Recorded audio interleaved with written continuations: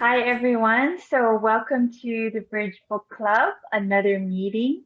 Tonight we're going to, or this morning, or today, or tonight, depending on where you are calling from, we are going to discuss the sections Intermissibility, Self-Mimicry, Holokarmality, and Cosmoethicality. And we are very fortunate to have Conscientiology teachers Tatiana Mota and Paola Souza with us. And they will be our facilitators for tonight's meeting.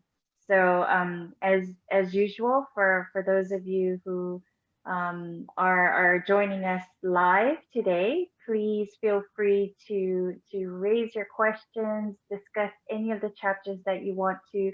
Feel free to speak up when you need to.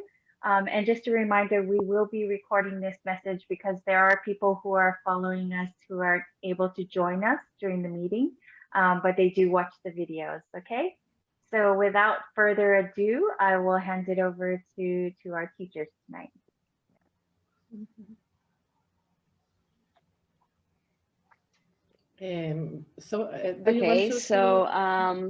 Good day, everyone. It is, thank you so much for this invitation to talk about these chapters of the 700 experiments. This is actually one of my favorite books, and definitely my favorite treatise. This is in my, I feel that this is the content of my intermissive course, actually.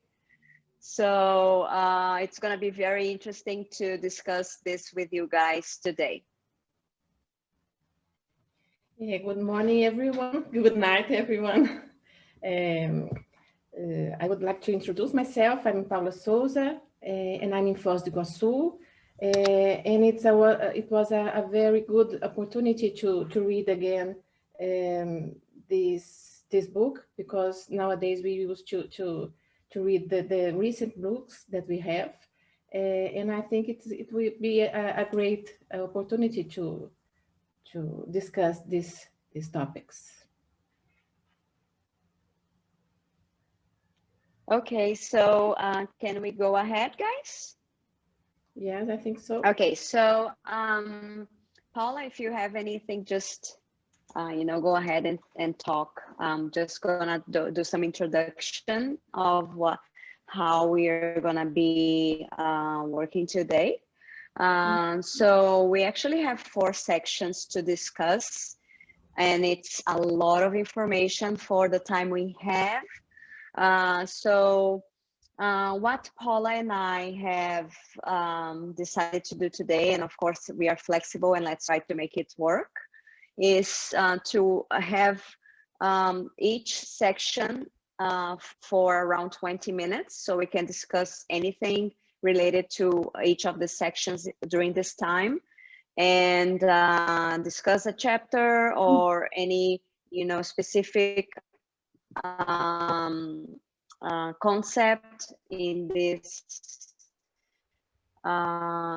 section. And then after around this time, 20 minutes or so, we can go to another chapter if everyone agrees. Otherwise, if it's nice and good and we have more stuff to talk about each time the best we can. Do you guys think it's okay like that?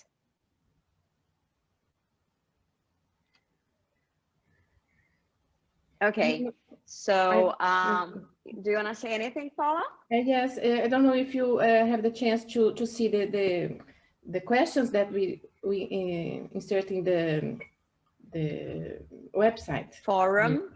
The forum, yes. So maybe we can begin with these topics, these questions. I don't know if you have some questions to begin our discuss.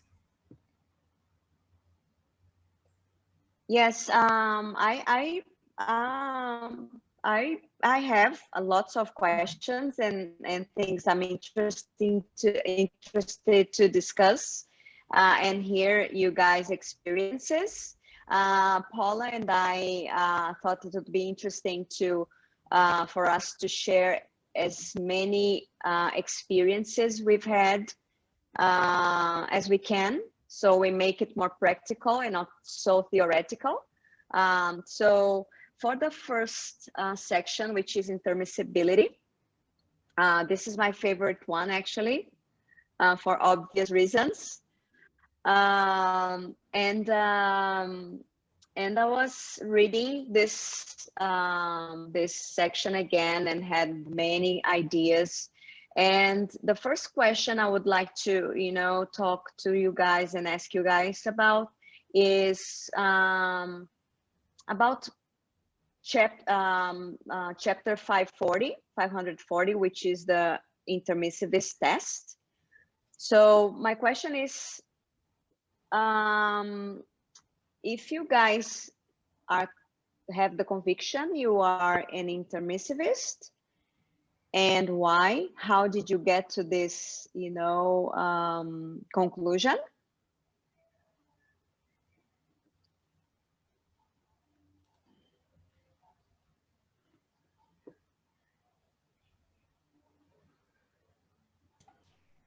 Just to break the ice, then I'll say something. Look, I think you have an affinity with the theory, and that feels great. It feels encouraging and motivating and so on, of the intermissive course and so on. Like, once you understand the theory, it's really nice if you think that might be something to do with you, because it sort of has a connotation and a feeling of something a little bit rare and maybe special to a degree. But I think more importantly than any of those sort of superficial reactions are things to do with your own experiences in life and your own, I suppose, the practice of the certain theories that we talk about, right? So when I say experiences, that could be when you're actually doing things and the values you see in your own existence and the way you want to go about things and the priorities you have. And also then extra physical experiences, which could be interpreted in a way as to confirm your connection with the maxi mechanism in a manner which would tend to indicate that there's more preparation, there's more oversight, there's more, I suppose, personal weight or relevance to the things you're doing. So that's kind of, I think, how I reacted to it initially, the theory, and then with time accumulating many personal experiences which sort of, you know, would make me feel confident in saying I'm intermissivist. So that's how it was for me. Jeff, it's too low for me. Your I don't know if it's okay I'll for try you. and fix that. But it's a little low. I didn't hear you.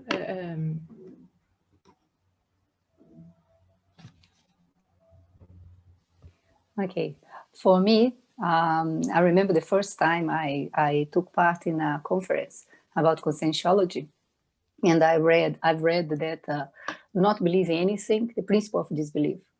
And after that, I did the P1, P2, and I took all the courses.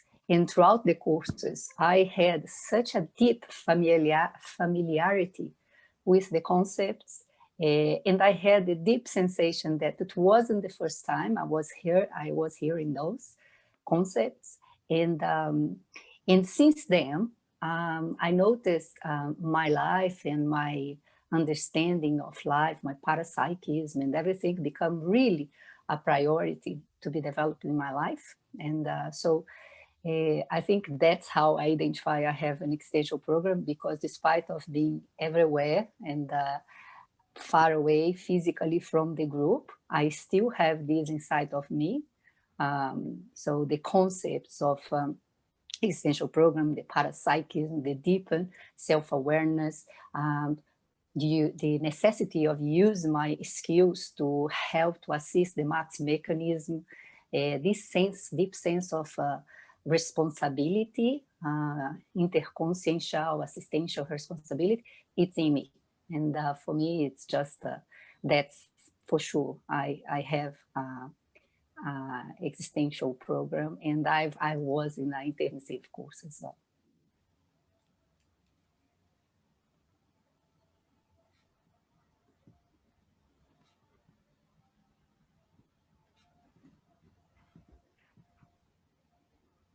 So for me, my experience. Anyone else would like to? Sorry, Tajin. So for me, from my experience, I think the traits that stood out for me when I read this chapter were self-awareness, prioritization, hyperacuity, self-motivation, parapsychism, and proexis.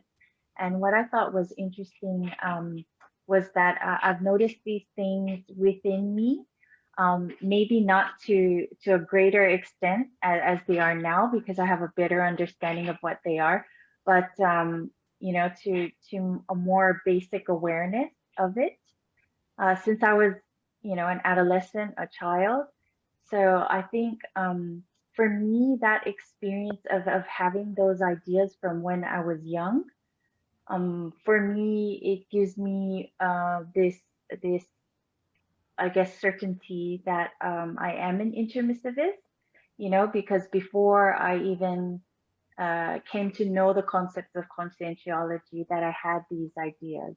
And then when I started to learn conscientiology and take the courses, and it all seemed very, as Anna Paula said, it all seemed very familiar to me. And then that way I could kind of like consolidate all of that knowledge with my personal experiences from when I was a child. So that's kind of how it happened for me. Chico, do you think these ideas that we had in the beginning has some relationship between this and your existential program? Do you see a kind of relationship between these ideas and your Proexis? Yes, I do. One of the chapters that kind of came out that kind of summarized this for me is Professor Waldo, or teacher Waldo Vieira. He said that in chapter 564, Test of Your Holokarmic Consciousness, it is complete nonsense to expect to know the minute details of the Proexis before enacting it. And this theme came up for me many times in my life, because I always thought that, you know, I can't start my Proexis until I know what it is, right? And I went to a consciential therapy, and one of the consciential therapists told me, you know, working on your Proexis is like changing a tire while the car is running. You know, nothing's going to stop for you until you can figure it out. And then once you know what it is, you can start working on your Proexis. So yes, I do think that the innate ideas that we had, or at least for me when I was young, were related to my Proexis, but I didn't necessarily know that. And it was only when, you know, you take the step to start studying something, or you start volunteering, for example, that becomes clear, and then you can make the connection. But when you first start, I find that it's not that clear. You can't easily make that connection. But it's a kind of carrot that we have in front of us, and then it's kind of guiding us. Don't you see? Yes, yes, absolutely, definitely. You have so, for example, self-motivation. You know, you don't exactly know where this comes from, but the prioritization and the motivation, I think that's where that comes from, to kind of steer you in the direction of your Proexis. Because it's not easy. It's not easy to work, as you know, on your existential program.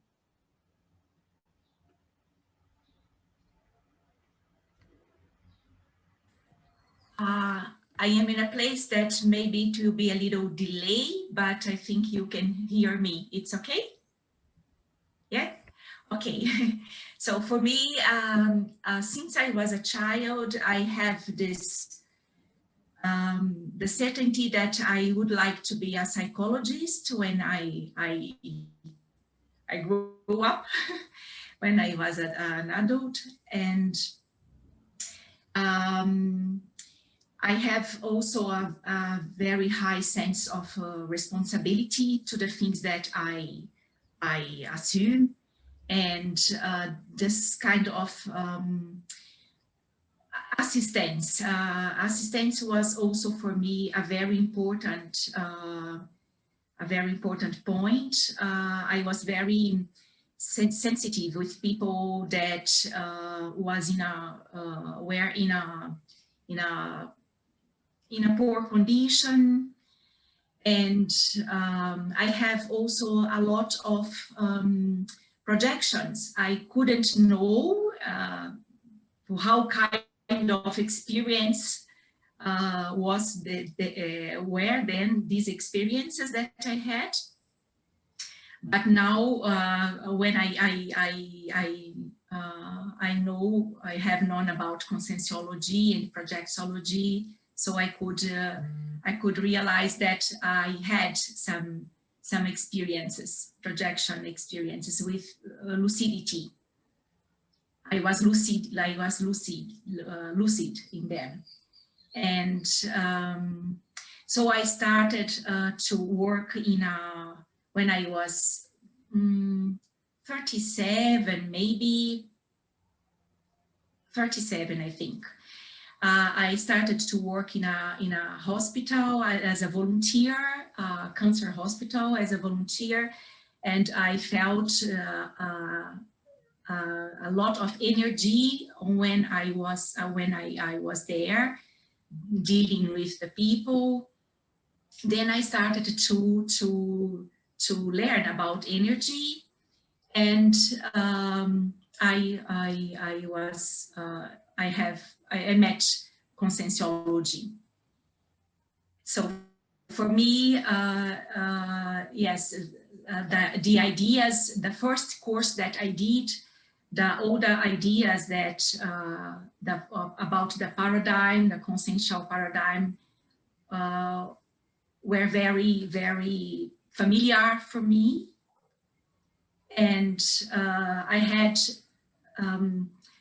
the day before the course, the CPC, I think it was the name of this course. A day after the course, when I finished, I had a lucid experience with helpers. So I have a proof that all the things that I thought, like at the moment, that it was part of my Proexis. I have a confirmation. Yeah.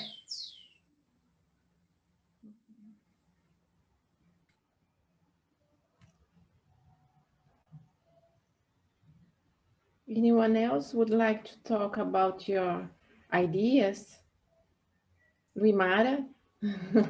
Well, I was looking here the items, and well, when I first met Conscientiology, I just felt like it fits in things that I'd like to have in my life. So I assume this paradigm as a philosophy of life, a way of living, and I'm glad. And also I have these items I saw, self-confidence, related to not having doubts about this, self-awareness. So this certainty of possessing a sense of immortality, but it's strong for me, stronger, the prioritization and the sense of proexis. So for me, it's something innate. Since I was a child, I have this kind of aspirations regarding to take a useful advantage of the current existence. Although I didn't know in relation to which subject, but the idea of general knowledge and this self-knowledge is something very important for me. Yeah. And let's see. Yeah, for me, these items Yeah, because I didn't have parapsychism and extraphysical experiences because I was like a kind of block. I had fear when I start having this coincidence to projection. I used to put my foot on floor and while lying down and sleep. So I didn't really perceive the extraphysical experience, although I had some, but I can say that this is a point for me to connect with Conscientiology, you see? So for me, it's like this. Okay. Thank you, Muimada. Anyone else would like to share or to bring a question for us to discuss?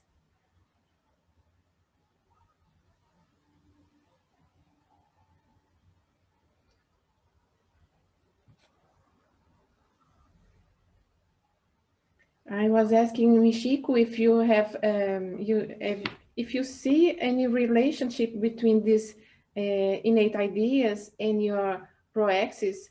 It's maybe it was a kind of guidance in your life.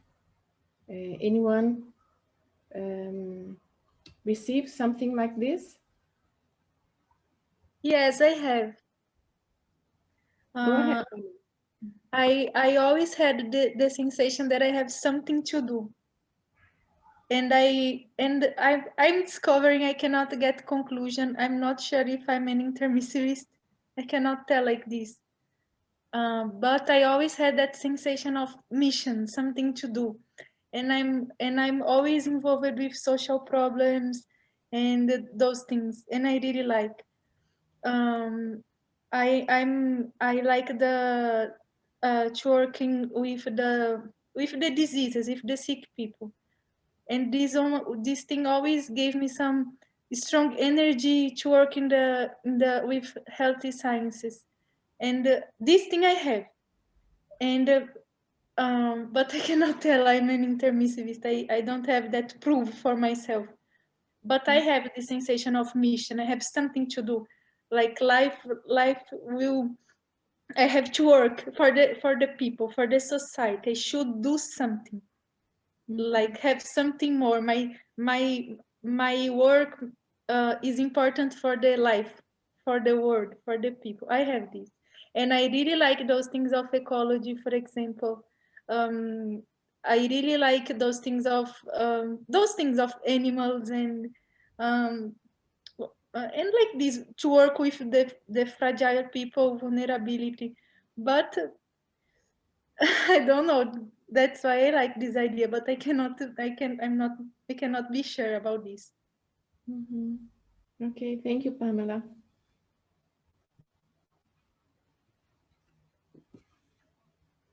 Anyone else?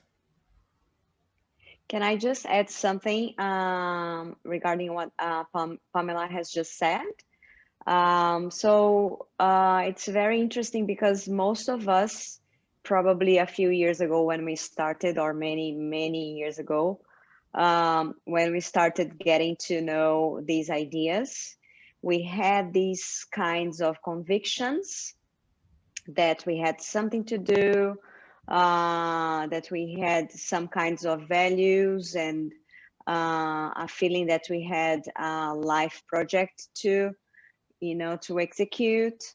So and I always felt like this as well, but when I did actually respond to the intermissivist test, I had the certainty. I was sure I was an intermissivist. So Pamela, my suggestion is that whenever you have some time, just sit down and do the test. It looks pretty simple, and in a way it is, but you're gonna see that when you start thinking about each strong trait Professor Waldo talks about, you're gonna have lots of ideas, and in the end, you're gonna be sure if you are an intermissivist or not. So this is my suggestion to you. Okay, thank you. Well, I would like to give my opinion about this question because the relationship between net idea, sorry, my English, and my Proexis interest, because based on my example, I can understand better my behavior. So it's quite interesting because you can understand your traits and what you can improve. So I think this new idea is very linked with how we can improve our behavior, in Proexis.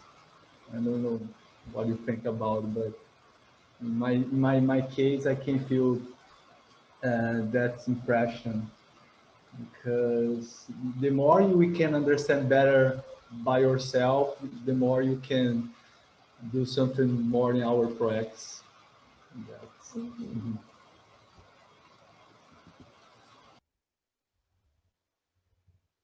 Okay, thank you, João.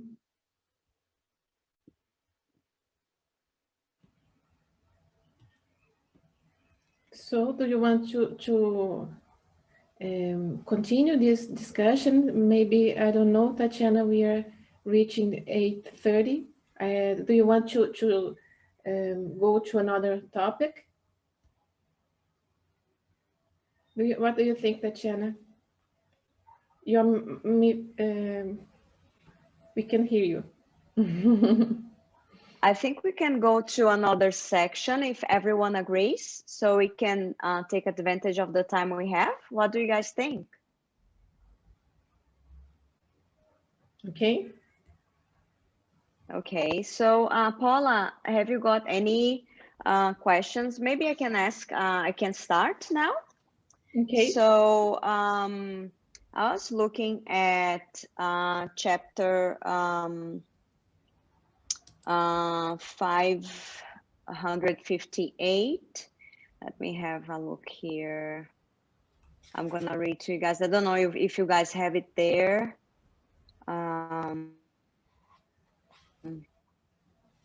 It's the 558 test of your consciential awakening.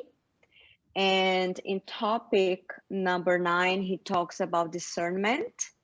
And he says, the personal truth referred to above is a necessity that must and needs to be conquered, if possible, with reasonable discernment.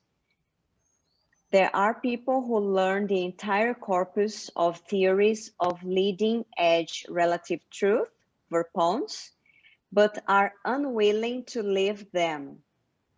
They even unintentionally, publicly confess their repressions, conditionings, and brainwashings. I desire renovation, however, not too much, not to that degree, and not at that cost. So he's talking here about people who do understand what you're talking about, understand these ideas, understand they have a proexis, that they need to overcome traits and develop new talents and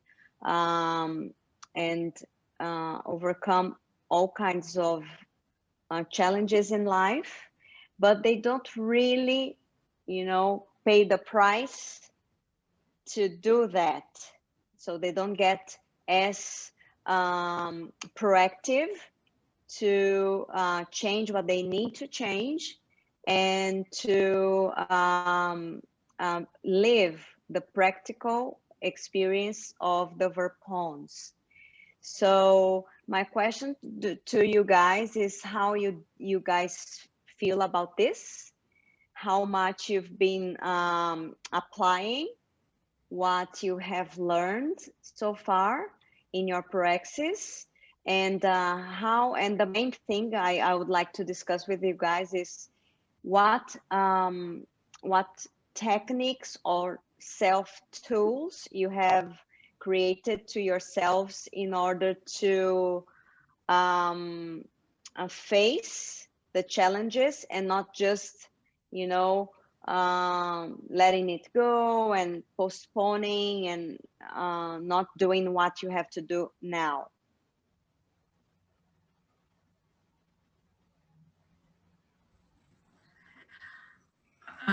Can I say something? I think this is a very important point in our life, because I see when I know something and I don't act in the way that we know that it's the best way. This is a worse position, because we are putting ourselves in conflict. Yeah, you know, we know something better, but we don't act in this way that we know that it's better.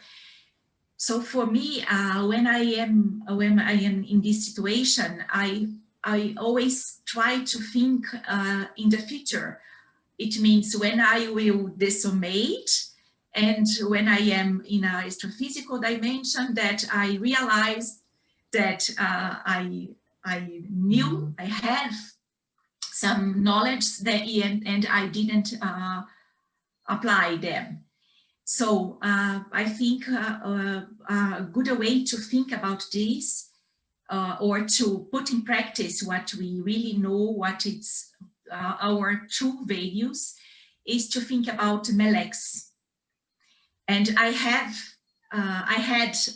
Melin in this life. I was in the beginning of Melin when I met Conscientiology, so I am very grateful with my helpers, because I noticed that they helped me to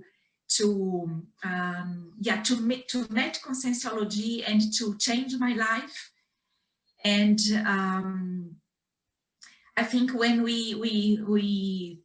so I have this sensation about Melin, and to prevent, as a prophylaxis to melex, I always think it's better to pay the price and act in coherence with how we think and we know is the best way for us. Of course, evolution demands effort, and we need to letting go some things to assume others, and we have limits anyway. But the most we are, my opinion, the most we can act in coherence what we know now with our level of cosmoethics, because that is also a very important point in this session today, about cosmoethic. And I think the more we are coherent, the best. The more we are, we can prevent melex. So for me, is like this. And I think also we speak a lot about Serenissimus. Okay, this is a very, it's a far from us now, but it is our goal. Né? So put us in a peace, what we can do now in this way, né? To be in peace with ourselves. I think avoiding this kind of conflict, knowing something and doing different. I think it's important to think about. Okay, thank you. I also Thank you. I also relate to what you're saying, Regina. Yeah, about, for example, I had melon as well, so intraphysical melancholy, and similar to you. It was after I got in contact with Conscientiology and started studying, and having your own experiences and actually being able to, you know, like for me, one of the great things of conscientiology is that it's got so many orientations and ideas that help you think bigger and broader and see things in a perspective that, at least, you know, for us and for many others, it makes sense. And so once I started to experiment with those techniques and ideas and concepts, I started to be able to rely on conscientiology more as something that was valid, something that wasn't just, you know, a bunch of ideas that anyone could be sprouting off about. And I felt more personally empowered and in control of myself in my life and my existence. And I completely agree that has a lot to do with cosmoethics. That has a lot to do with a greater degree of authenticity in your own skin, to live your life that's coherent with your values and your principles and so on. And that's unique, even though we've all read the same books and we've all heard the same teachers give similar classes or the same classes. We each integrate all of those learnings in our own individual way, and that's perfectly natural and normal and healthy. And from that, we also start to generate new ideas within the sciences of conscientiology, which may at first be a little bit different, but then with time, more and more people might study and research and actually come to similar conclusions. And so I think it's great that it's a dynamic living thing. It's not a static body of work. We're all trying to develop ourselves individually and collectively in a sense, through efforts like this and many others. And so, you know, that saying that we have, like saying, you know, we're our own problem, but we're our own solution. I always resonate really strongly with that. I think it's a simple expression, but it's such a sort of empowering and strong message, I think, for people to really use that and assume that responsibility and to drive forward themselves in their own evolutionary rhythm and their own needs, you know, to understand what those needs are and to do something with themselves, and not just remain a victim and not remain passive and not remain afraid and vulnerable. You know, we're all vulnerable, but be creative in the face of your vulnerability and do something new and different and expand and go. And that's where you learn and interact, and you create a whole new internal and external life based on many things that you can prove here. And anyway, that's a sense of where I'm at and where I've come from. I think that is the technique, you know, that Zephryus is talking about in the last question, like the technique yourself, tools have you created yourself in order to face the challenge and not just postponing what you must do now. And so that is a challenge, because, you know, the fear that Jeff was talking about, it's really there when you have to face, you know, write your book. It's a lot of challenge, you know, for me at least. You have to, you know, have a lot of techniques, you know, go there and do it. But then there is all these things that, at least for myself, you don't, I have other things I have to, I realize that sometimes people ask me to present something. And I remember Professor Waldo, he starts to give me jobs, no? And he said, oh, can you do that for me? And I took home and I did. And the next day I wrote to him. And then one day he said, oh, are you busy lately? I said, yes, I'm a little busy. And he said, okay. And then I realized that he didn't give me the job because I said that I was busy. And And I do that, you know. People ask me sometimes, oh, could you, I just, a friend of mine from Brazil said, oh, could you prepare something for a talk? And I said, I was busy, but I could do that, you know, I could do that. And it was important to do that. And I just said, no, you know, sometimes I think for fear, I postpone things that is important in my Proexis. But a good thing is that the technique I'm using is when I realize that, I come forward again, you know? And then I do the thing, and then I realize that, no, let me see, I have to talk to that person and say, well, you know, I'm available. Whatever you go, oh, okay, I will put you on the list. So I realized that I did it a lot of times. So I think the first thing is to realize that we are postponing things. I think is the first step for me. And then try to do, and like Jeffrey said, be creative to, you know, to try to do more.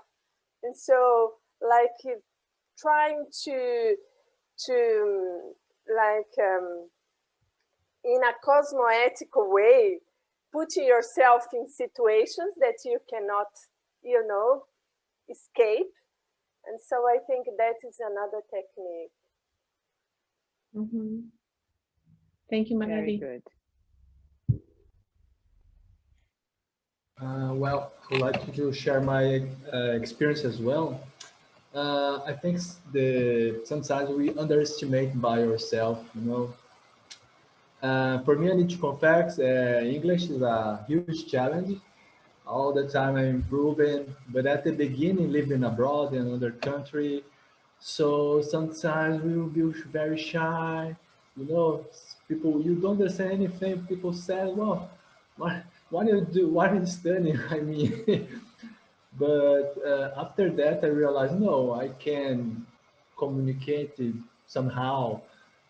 So I started to think, wow, people are human, so everybody is learning, are learning.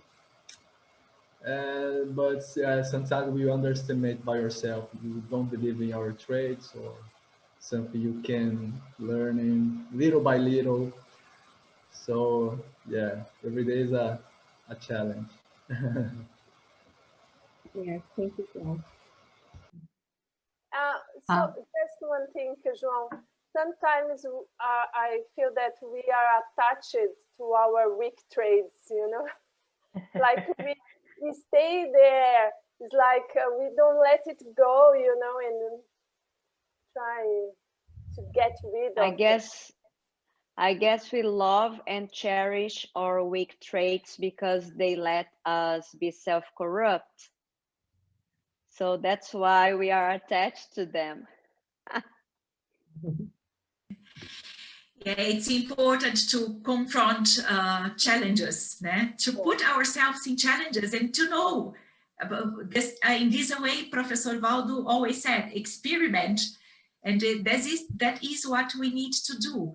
And if we can do something, okay. At the moment, we can say, no, that it's too much for me.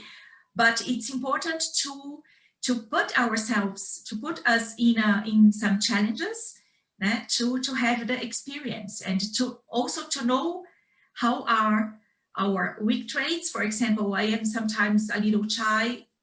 For me, for example, this pandemic, it's a great opportunity to confront myself with my weak traits and try to do, okay, I do not so well as I want, but I try to do something. So I think in this way, if it's not anti-cosmoetic, why not to try? I think for me, when we talk about tools, one of the tools that I discovered actually was through reading and studying 700 Conscientiology Experiments. because the way that it's written, it's meant to be not just a theoretical book, right, but very practical. It has a lot of techniques.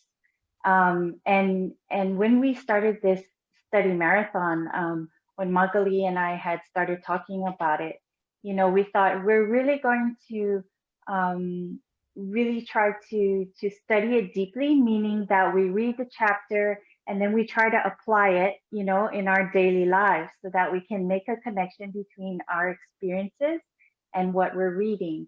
And I found that when we started to do that, it was pretty amazing because you get to see all the synchronicities, you get to see the connections between what's happening with COVID, with society, and that I think was a good tool for me, you know. So to take the theory that we're reading, but then you have a structure to go ahead and apply it, because one of my issues, one of my problems is that I'm curious about everything.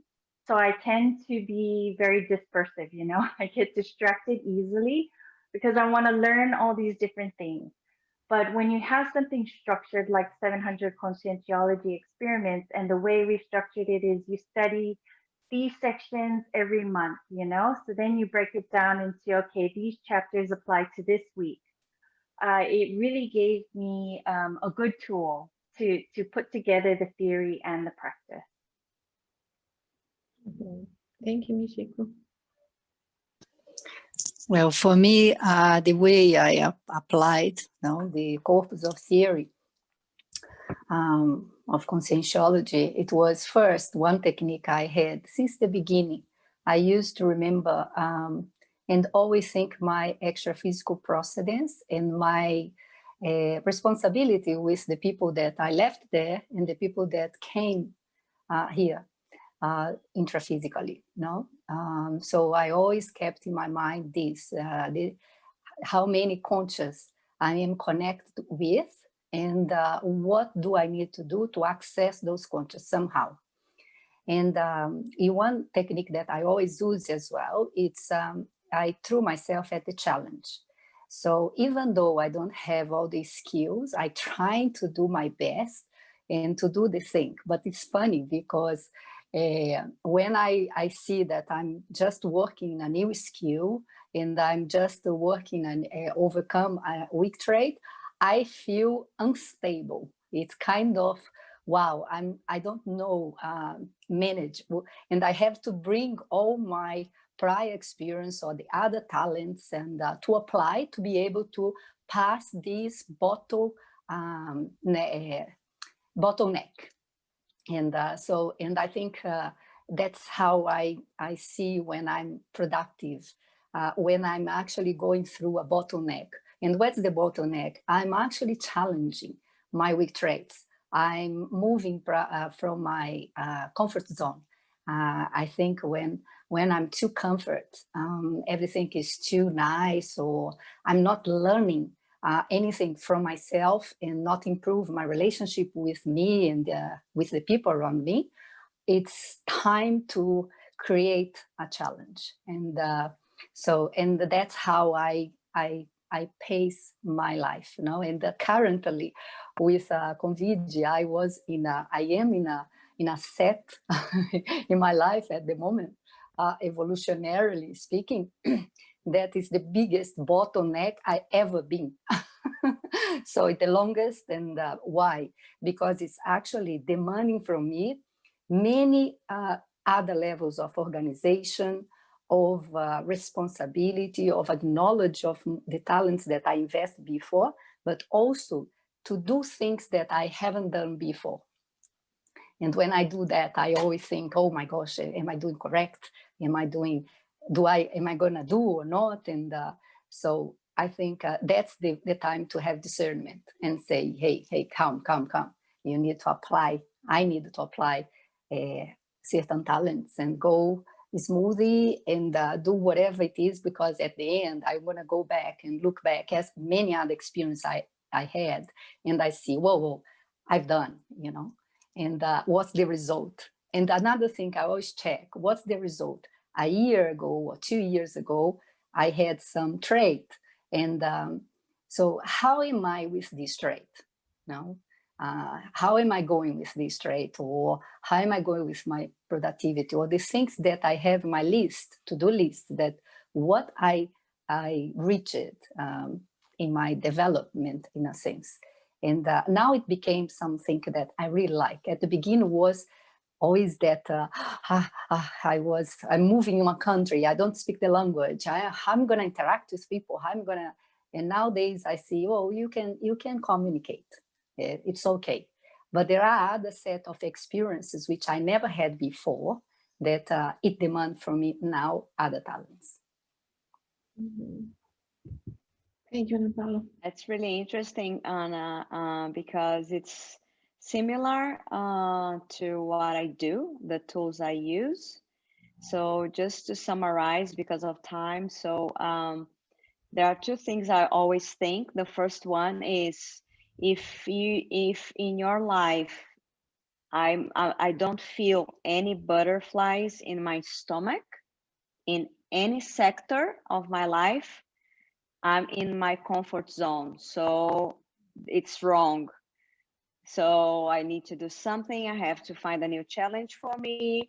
I have to, I have to feel that stress somehow, because this means I'm trying to do something new and I'm trying to overcome my comfort zone and develop other kinds of talents. So this is something I do as well.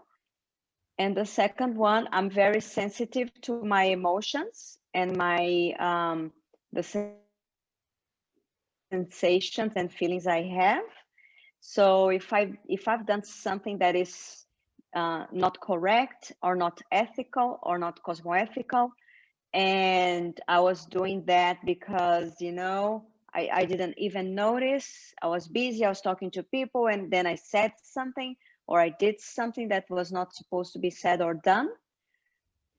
Somehow that situation, even if I don't notice, like, I'm not aware of that totally, I get the strange feeling, like sort of like a hangover, something that's not going on well in my energies or my feelings. So in a moment, sooner or later, I'm going to stop and say, what is going on? And I just try to rewind it till the moment I find out what happened that made me feel like that, and I try to fix it right away. So this is also another technique that I usually do, to face the problem and to be proactive to solve that and not postpone it. Mm-hmm. But Paula, up to you now, over to you. So do you want to go ahead with the other section maybe, or if there is anyone else who would like to speak a little about this topic before you go to the next one? Let's hear the colleagues. I was thinking about talking about the pandemic. Regina was talking about this, and I have a question because how could you see the pandemic with a conscientiological way? How can I put this truth that conscientiology brings us? How can we see the pandemic? How can we know ourselves better with this situation? I think it's a kind of this pandemic topic. Maybe we can study in many ways. I don't know if Regina, if you want to talk about your experience May as I? a therapist. Well, I have another course at 9, so I'm going to leave this meeting, okay? And yeah, I'm glad to be here next month. Melanie and I are going to be here talking to you about the subject, so we invite you to next month. And I'd like to share my experience about the pandemic situation. So it's a very, very acid test for ourselves. For me, for example, I have to improve my self-confidence related to the energies, and also penta increases a lot. Extra pentas, I would say the first month. Many days I had extra pentas, and then I realized that this was something related to these very, very dense energies around the world, and also this sustainability, not only energetic but emotion. Yeah, the care with the body increases exercise and healthy food feed, and it was very, very strong for me, because changed a lot the way I used to work. The home office was a big challenge, because no one would know how to do things, and so we stopped the parapsychic dynamics, and then we are by ourselves. So I think the result is very, very positive. Yes, very, because increase the self-confidence and also the strength. Okay, so I say bye, and see you next month. Bye-bye. Thank you, Luimara. I was wondering, because it happens with me, if any one of you with this different situation, if you find yourself having a kind of behavior or attitude that is a kind of a self-mimicry. Do you understand? Because when I was at home, I'm always at home because I have a home office. I'm in an at-home office, and I remember myself in another life, in another situation, in this kind of maybe a war situation, and I see myself my behavior was different. I connect with a consciousness that maybe are needing some assistance, and I saw how this situation connected with me, and how this changed my behavior. I don't know if you feel something like this, if you connected with another life that you have. Very interesting you told this, because I had very similar experience. I never told this for anyone, but now you are speaking. I'm living in Russia. Many wars, many problems with the history. But when it started, when we got a big lockdown here, everyone was very afraid. Things, no one went out from home. Everyone going to the supermarket to buy everything very carefully, very fast, and we bought a lot of things to store. But I got the same sensation, like it seems I already lived such kind of huge life situations with social diseases, social like war. I got the same sensation. I don't have that memory like very clearly of another lives, but when the situation started, I got that feeling. I already faced such kind of huge limitations because of those problems. Mm-hmm. I had the sensation also. Thank you, Pamela.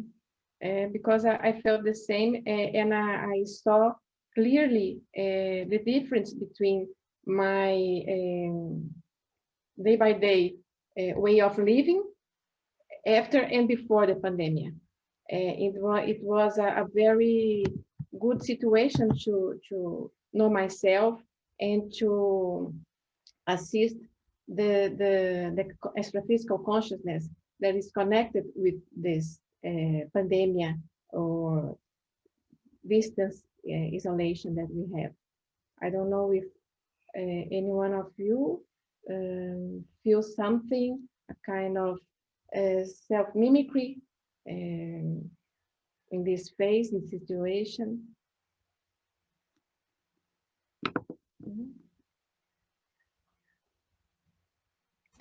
Okay.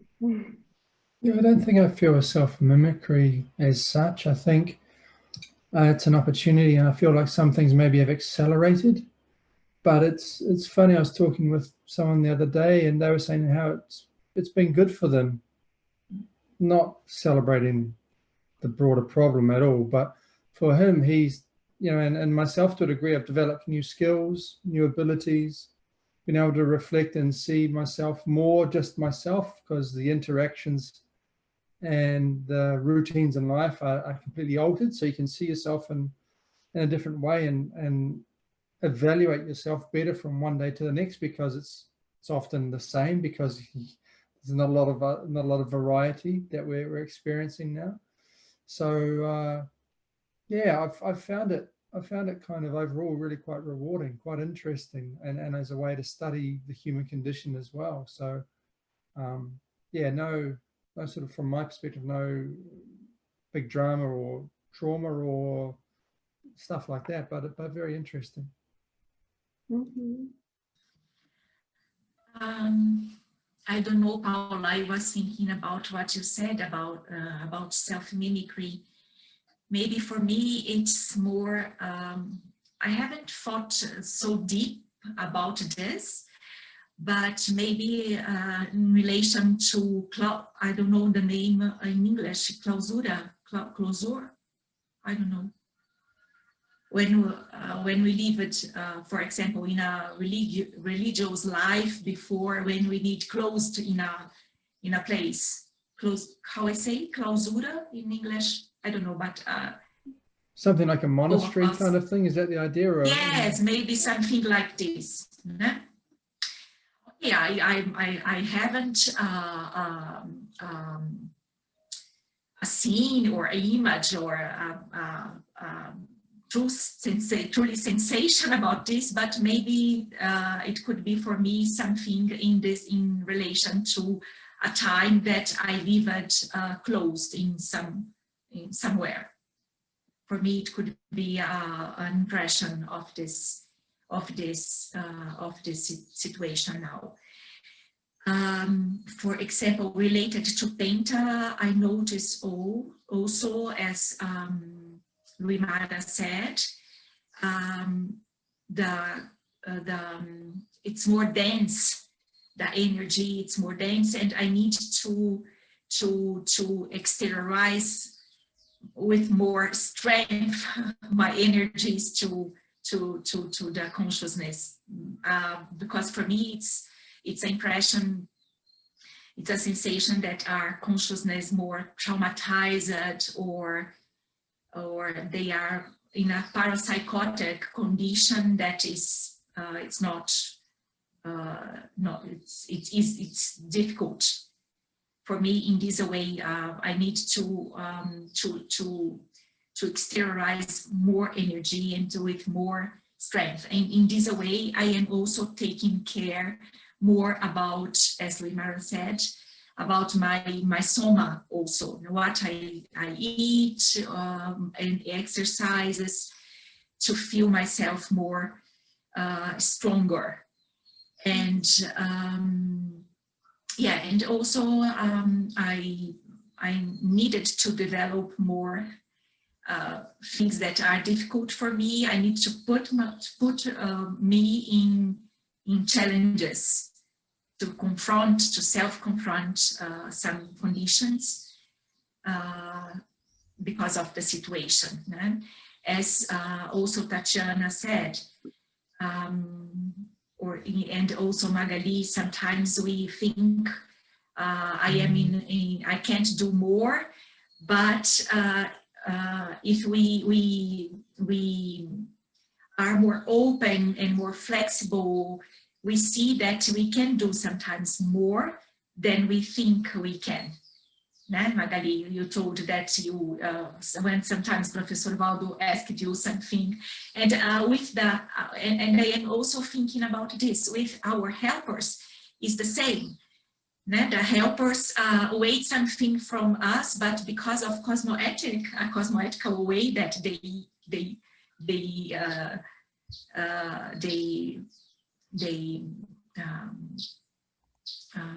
deal with us,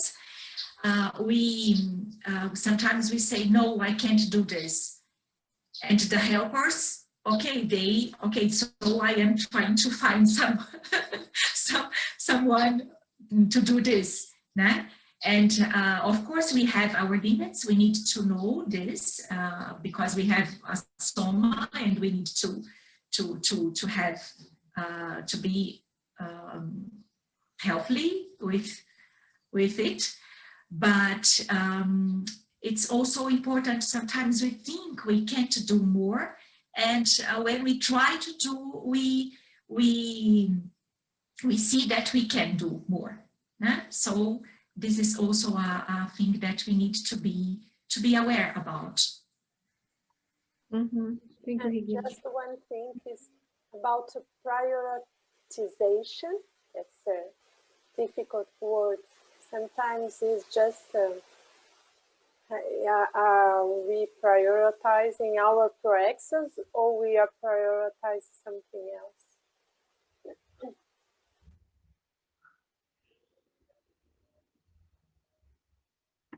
So I don't know if you want to follow this discussion.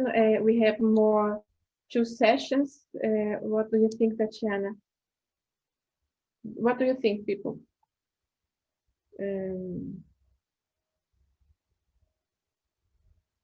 Do you want to share your experiences at the pandemic phase?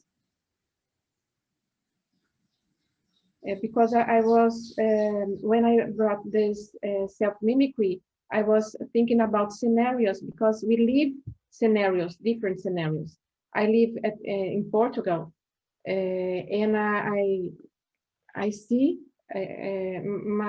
my way of living there and here in pandemic phase, and in all these situations, in all these scenarios, I see myself.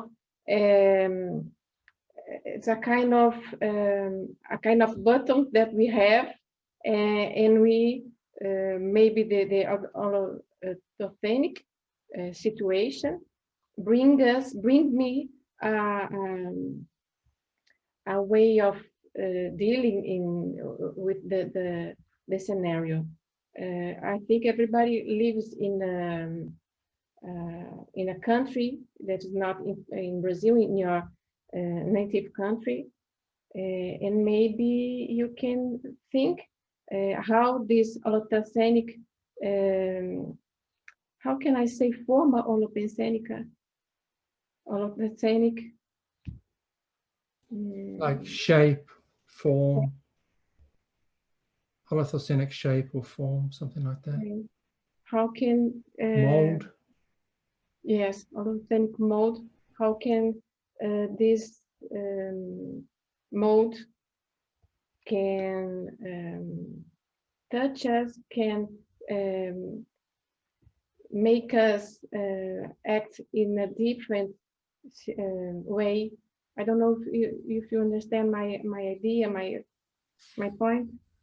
I do understand, Paula, and now you are saying it's one of the things that I observed when it started COVID. And because Brazil, usually I feel like this. I feel it's so dramatic. Everything's so dramatic. You switch on the television, it's everybody yelling and fighting. It's all this passionate about things, you know, and being having the experience of living abroad in Anglo-Saxon countries where people are more down to earth in a sense.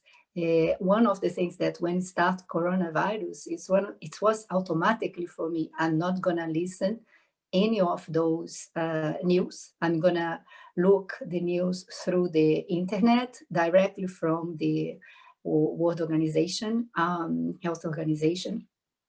And it was like I kind of, the form, the shaping, autosemic shape, it doesn't influence me anymore.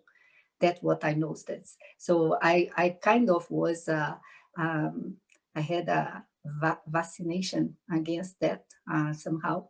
And so I noticed that I had to increase my discernment, keeping connect with English and Spanish, and not only with Portuguese, and try not to get into groups and not listen all the news. And some days I would sit and listen, and it's just incredible how you can see that. So yeah, that's an interesting thing you talked about, the holotosenic shape. Because I was born here, despite that I've been abroad for 25 years. And so it's just, it's very interesting coming back in this holotoseni and just right now. And so when you said that, it caught my attention what you were saying. And you mentioned before the self-mimicry. I don't think it was kind of self-mimicry, but for me, it was very comfortable in a sense, being in a small room, because that's where I am. My mom is 80 years old. I can't have much contact with her because of she's a risk group. So most of my life it's in here. And but at the same time, I'm in contact with lots of people. And so it's kind of interesting. It's a very comfortable situation for me. So I'm not sure if there is a relation with past experiences. Probably it is.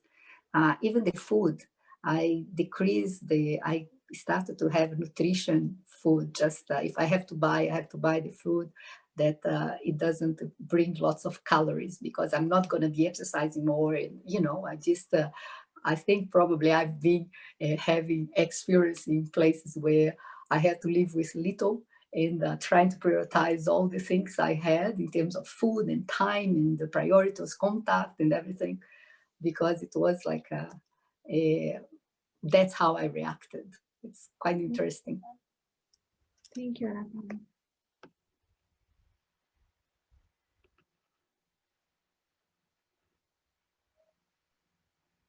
So Paula and everyone, we have 15 minutes. So we haven't talked about 2 of the sections of the 4. So I was thinking first, before we go ahead, if you guys have any topics from any chapter that you would be interested to discuss now, anything you read during this last month that you were studying and you thought it was interesting to bring up, or any item of any chapters that you want to talk about.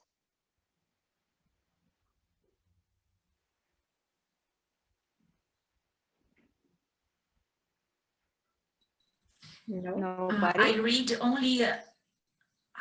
I read the chapters only until 570, but I don't know, maybe the chapter 566. I put some information here, maybe about.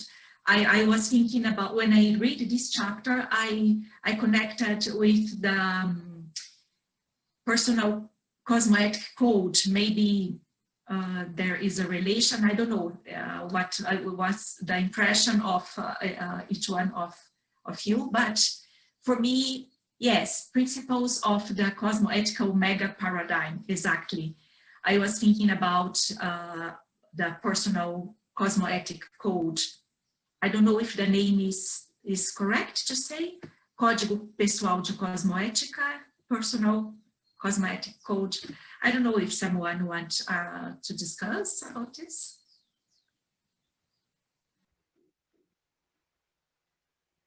Do you want to bring out some questions or some point that we can discuss?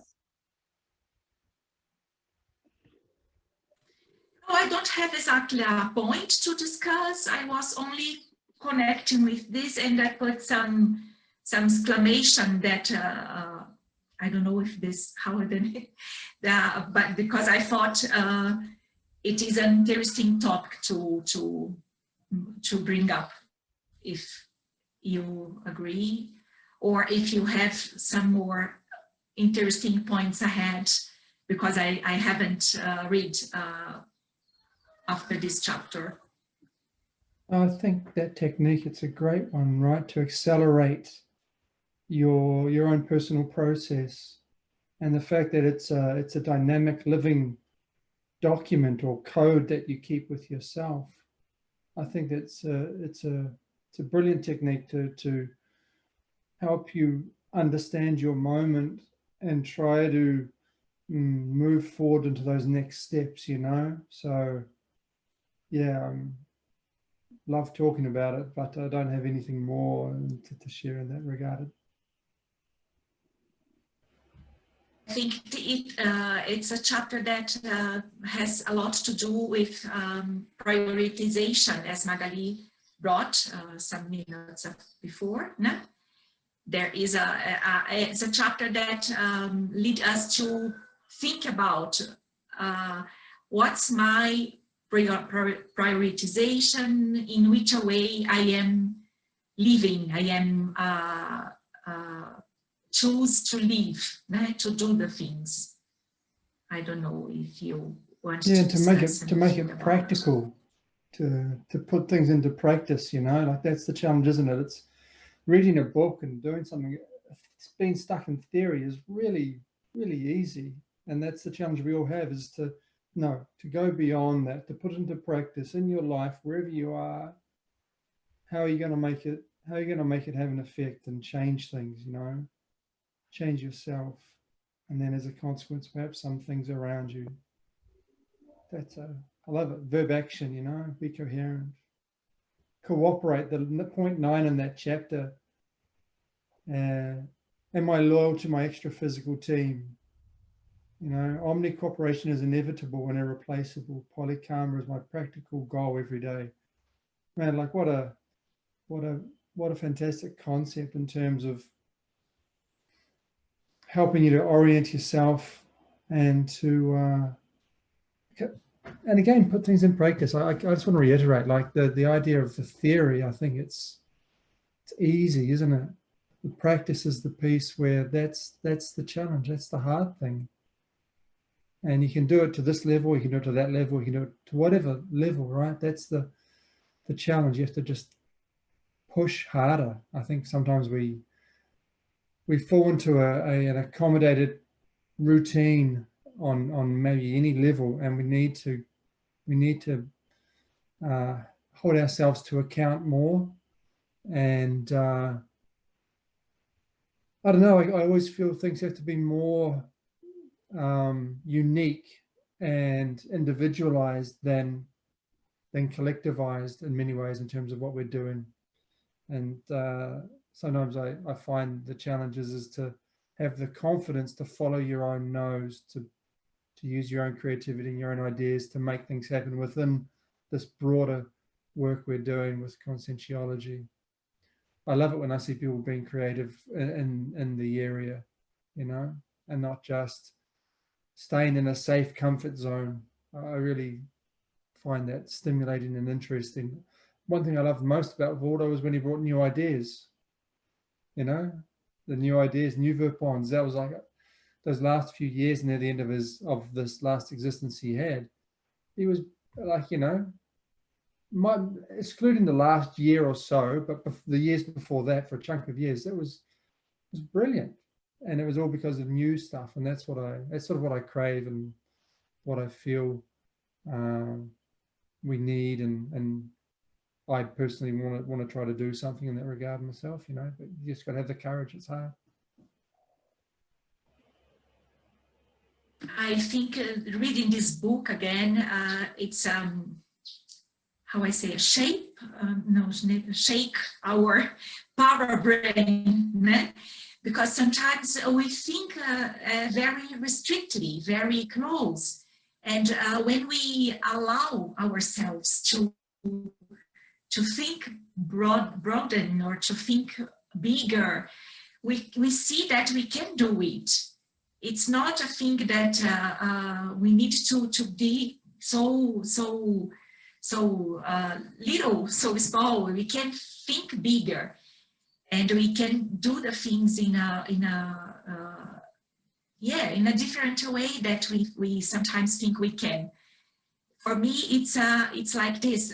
When we read, okay, I am in my level. It's still I need to improve a lot, of course, all of us. But it's not like this. It's the sensation that we can achieve this condition, as Professor Waldo said, told us in this book. Okay, it's sometimes far from us, but you know, it's when I read, I have a motivation to think about it's possible for us also to achieve this condition, and what are we really doing to do this? That, as Tatiana told or said, sometimes we are procrastinating things, and that we really think about what can I do to be in this condition. For example, our lucid projections. I am trying to as I told you, I had some lucid projections when I was a child.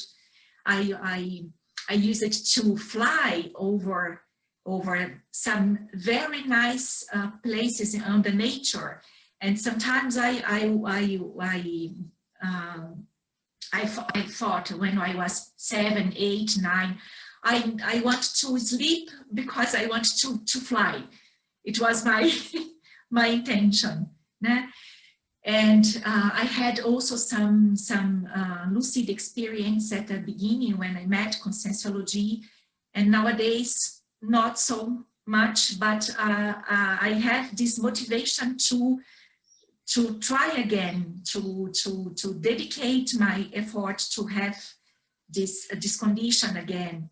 So it's difficult, okay, but it's not something that's impossible. We can do it.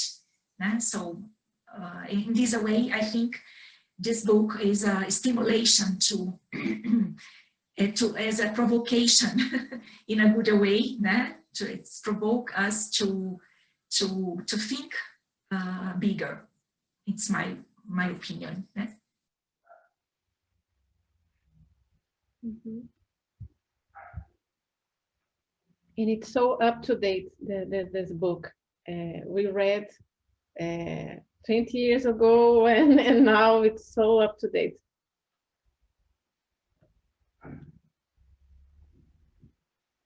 Okay, anyone else would like to comment on that? We just have 5 minutes, so I don't know, Michiko and Magali, if it's time to wrap up, or what is best? Yeah, we still have, we usually do it in the 1 minute before we wrap up, but you see, we can still discussing. It's not a problem. We still have some minutes. Okay. We can do a lot in some minutes. Great. So one thing I was thinking about was Regina was talking in some chapter. He says that is possible. Self-incorruptibility is possible. So it's so possible for us. So in the end, I'm trying to put in the page here. I think it's the last page. It's so I was so amazing with that page, because it seems a recipe of how you do it, you know, how you, it's a page, let me find it here. I think it's the test is the 602, no, the last one. Let me just go there. It's awful because I don't have the papers right here, but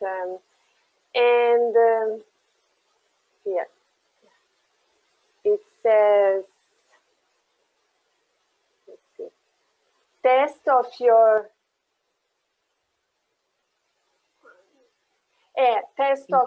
incorruptibility, yes, incorruptibility, no? And yeah, I don't know, I was really touched because he gave examples here. So with examples, you know, it's so easy to achieve things because you see others can do, so I can also do. And so he just put things there. That was, I was impressed with that chapter here.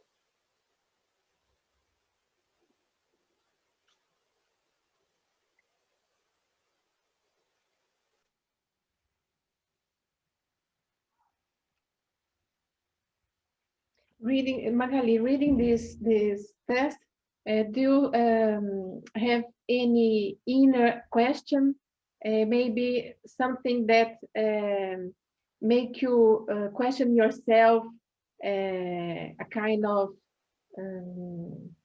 self-research? What it makes me feel is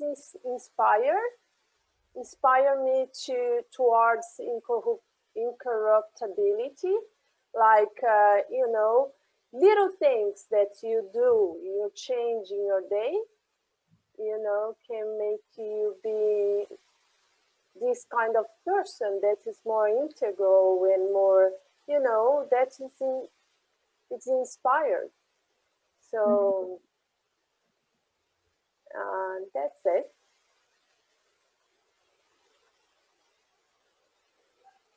Okay. Okay, thank you, Magali. So anyone else?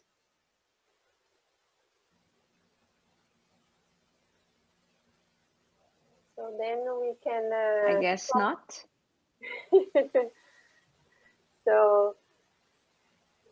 So Tatiana and Paula, do you want to say anything else before we close? I would like to thank you all for the invitation and the opportunity. And I hope to see you in the other events. And thank you a lot.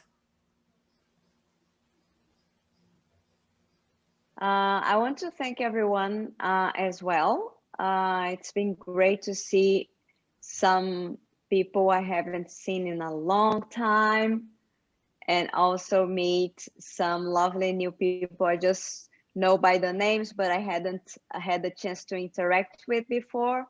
So thank you so much for the opportunity. You guys helped me think again and again about these topics, which makes us learn more and try to be more practical in our everyday lives. So thank you very much. Okay, we thank you guys. And so thank you very much, Paula and Tatiana, for being here and facilitate our meeting. So we are carrying on in the forum. So people you can go there and think more and write. And we want to invite you for the next meeting that will be 21 of November. And we are gonna talk about chapters: personality, resexability, invexability, ingrouparity, with Melanie and Limara. Just remember that is is the one before our last one. So we are getting to the end of the book. So it's good. Just let's keep on reading and discussing this book. Okay. So thank you, everyone. Michiko, you want to say anything?